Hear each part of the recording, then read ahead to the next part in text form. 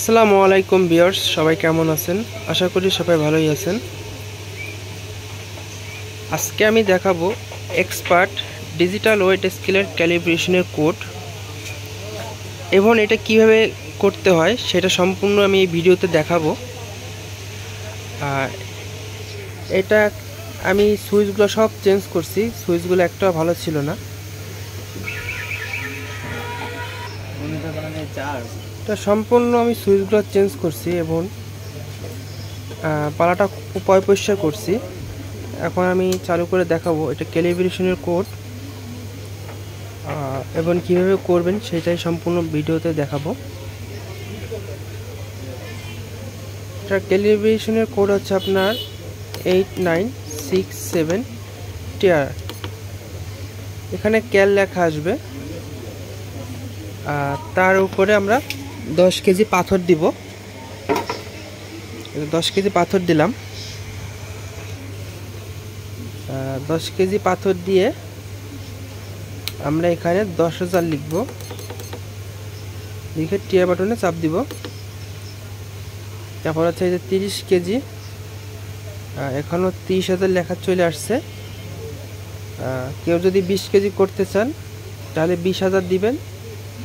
আবার কেউ যদি 35 কেজি করতে চান তাহলে 35,000 দিবেন। আমি এটাকে 35 কেজি করব।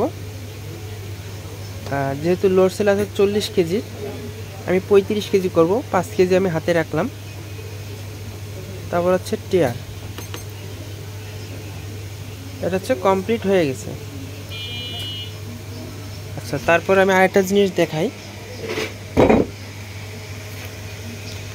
সেটা হচ্ছে অনেক সময় 1 গ্রাম হয় না।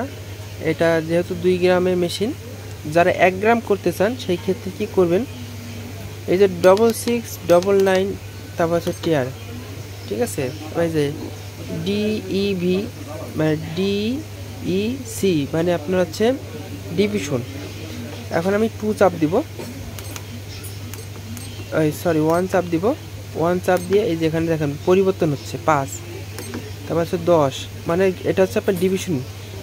তারপর হচ্ছে 1 মানে 1 গ্রাম, 2 মানে 2 গ্রাম, 5 মানে 5 গ্রাম, 10 মানে 10 গ্রাম। আমি 1 গ্রাম করব। আমার যেহেতু 1 গ্রাম করাই ছিল, এইটা শুধুমাত্র আপনাদের দেখানোর জন্য আমি পয়েন্টগুলো এক্সট্রা চাপলাম। তারপর হচ্ছে টিআর বাটন যদি চাপ দিই তাহলে 1 গ্রাম হয়ে যাবে। আচ্ছা, তারপর আমি আরেকটা জিনিস দেখাই। 6699 টিরে আমি 2, এই যে 5, যদি 5 গ্রাম করি তাহলে 1 সেপে 5 আইনে টিআর বাটনে চাপ দিব। তাহলে দেখেন এখন কিন্তু 5 গ্রাম থেকে শুরু হয়েছে, ঠিক আছে।